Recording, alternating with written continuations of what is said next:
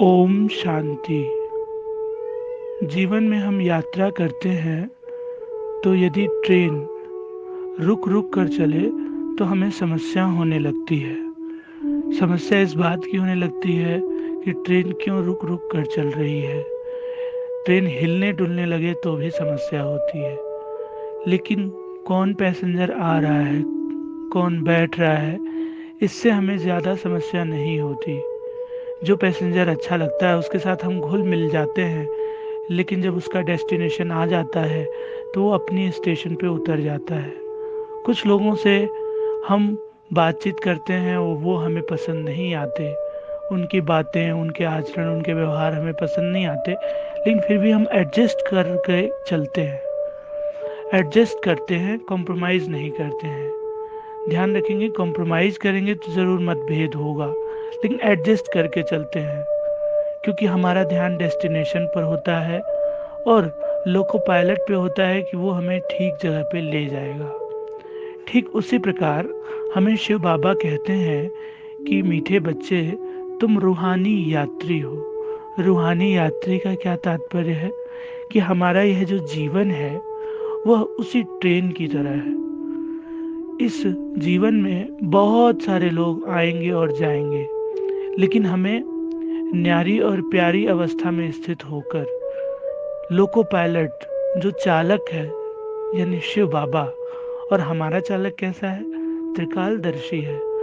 वो ट्रेन को भी जानता है, यात्री को भी जानता है, ट्रैक को भी जानता है। तो हमारा जीवन रूपी जो ट्रेन है उसके दो पहिए हैं, ज्ञान और कर्म। अर्थात पुरुषार्थ यानी कर्म, और ज्ञान यानी पुरुषार्थ कैसे करना है। तो जब हमें ये दो पहिए मिल गए हैं तो हमें यदि अपने जीवन की गाड़ी को संतुलित तरीके से बैलेंस करके चलाना है तो हमें आनंद की अवस्था में स्थित रहने के लिए डेस्टिनेशन और चालक पर ध्यान रखना होगा। और हम ध्यान रखते भी हैं लौकिक ट्रेन में जब हम यात्रा कर रहे होते हैं। तो हमें चाहिए कि हमारे जीवन में जो भी व्यक्ति आ रहा है, जा रहा है, हम उससे प्रभावित हुए बगैर अपने एम ऑब्जेक्ट को ध्यान में रखें। साइड सीन ट्रेन में हम चल रहे होते हैं, आते हैं, बहुत आकर्षित करने वाली भी चीज़ें आती हैं, मोर, नदियाँ, पहाड़, पर्वत, पठार, लेकिन हम उतर कर तो नहीं देखते। जब तक वो चीज़ें नज़र आती हैं तब तक अच्छा लगता है, फिर वो चीज़ें गुजर जाती हैं। उसी प्रकार जीवन में बहुत अच्छी बातें, बहुत अच्छे लोग मिलते हैं, लेकिन हमें उनसे प्रभावित हुए बगैर अपने डेस्टिनेशन को ध्यान में रखना है। डेस्टिनेशन को ध्यान में रखेंगे, चालक पर भरोसा रखेंगे, ड्रामा पर भरोसा रखेंगे कि बनी बनाई बन रही, अब कुछ बनना ना है, नथिंग इज न्यू, कुछ भी नया नहीं है।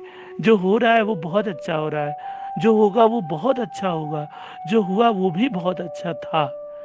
तो हमने बचपन में वो जो लेसन पढ़ा है, it is all for the best, उसी तरह की बात इस जीवन यात्रा में भी लागू होती है। तो आज हम रूहानी यात्री कितने बने हैं। हमारी जीवन रूपी ट्रेन, हम सुबह योग किए, 45 मिनट शिव बाबा को याद किए और फिर उसके बाद हम ठहर गए। तो हमारी ट्रेन रुक रुक के तो नहीं चल रही। हमारा डेस्टिनेशन जो एक दिन में पूरा होना था वो 10 दिनों में या 10 महीनों में तो नहीं हो रहा है पूरा। तो हम आज इस बात का ध्यान रखेंगे